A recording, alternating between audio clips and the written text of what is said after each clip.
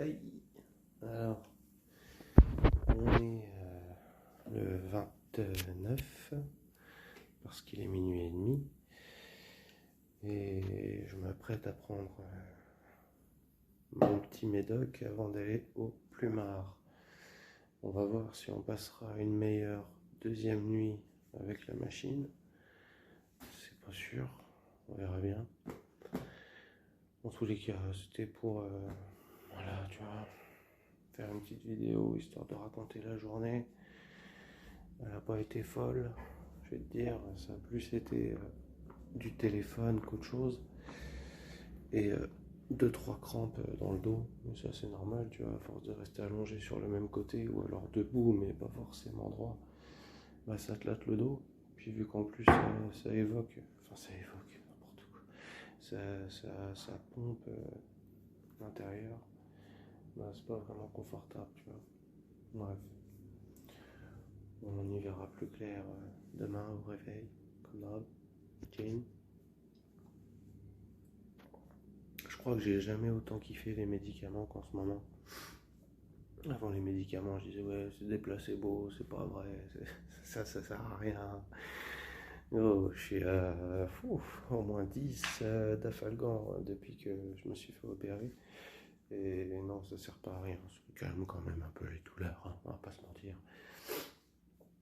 Et je suis pas loin, je suis vraiment pas loin de taper le cran au-dessus, hein, ce que j'avais dit que je voulais pas prendre, les fameux tramadol, tu vois. Après, il paraît que c'est pas si méchant que ça, mais voilà quoi, il y a quand même autre chose que du paracétamol, c'est un antalgique de niveau 2. Niveau effet secondaire, j'ai pas trop envie de test, même si j'ai de la chance, tu vois. On sait jamais. Doliprane, valeur sûre, au pire t'auras un tout petit peu mal au bide, mais c'est tout, tu vois. Oh. Ça se boit bien, c'est comme un petit Schweppes. Bon. Voilà, on va aller faire un petit dodo. Et on va être réveillé une grande partie de la journée. Et refaire un petit dodo. Et voilà. Les nuits sont courtes hein, quand même. Ça j'avoue. Après, là, si je passe une bonne nuit, j'hésiterai pas à le dire. Il n'y a pas de souci. Je demande que ça, moi, de passer une bonne nuit. Mais ça n'a pas été le cas pour l'instant. Ou peut-être la première nuit. Tu sais, quand je me suis fait opérer, que j'étais encore bien sous anesthésie, en vrai, là, j'avais bien dormi. Mais là, c'est plus trop le cas. C'est sûrement parce que le VAC, c'est réputé quand même. Ça marche, c'est un bon système, tu vois. Mais c'est quand même réputé pour être un peu plus douloureux que les pansements classiques. Parce que ça évoque une pression négative. Faut que j'arrête avec ce mot, ça évoque. Ça crée une pression négative, donc ça met la plaie sous pression constamment, tu vois, même la nuit. Donc, pas ouf, tu vois. Mais ça te rend service quand même, je pense, hein, on verra bien.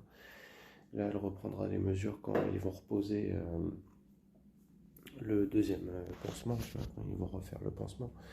Sachant qu'une plaie classique avec un méchage normal, ça met déjà 15 jours, ça bouge pas, il paraît. Hein, ça, c'est les témoignages que j'ai vus. Les plaies traitées de manière normale, les 15 premiers jours, tu n'as aucune évolution, tu n'as rien du tout. Alors que normalement, avec le VAC, déjà en une semaine, tu devrais avoir quelques petits résultats. Des petits résultats. Donc ça veut dire qu'admettons, au lieu de 11 cm de longueur, je vais peut-être passer à 10, tu vois.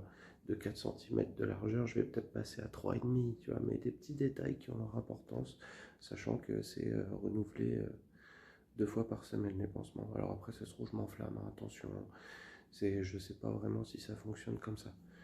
Ça se trouve, au bout de 2-3 pansements, ça sera toujours la même, tu vois, et je vais être démoralisé, on ne sait pas. Mais, pardon, je préfère partir optimiste, tu vois. Je me dis, faut que ça se passe, tu vois, faut que le temps passe, que le temps passe. Et voilà. Donc, sur ces belles paroles, je vais te laisser. Et on se tient au courant pour demain.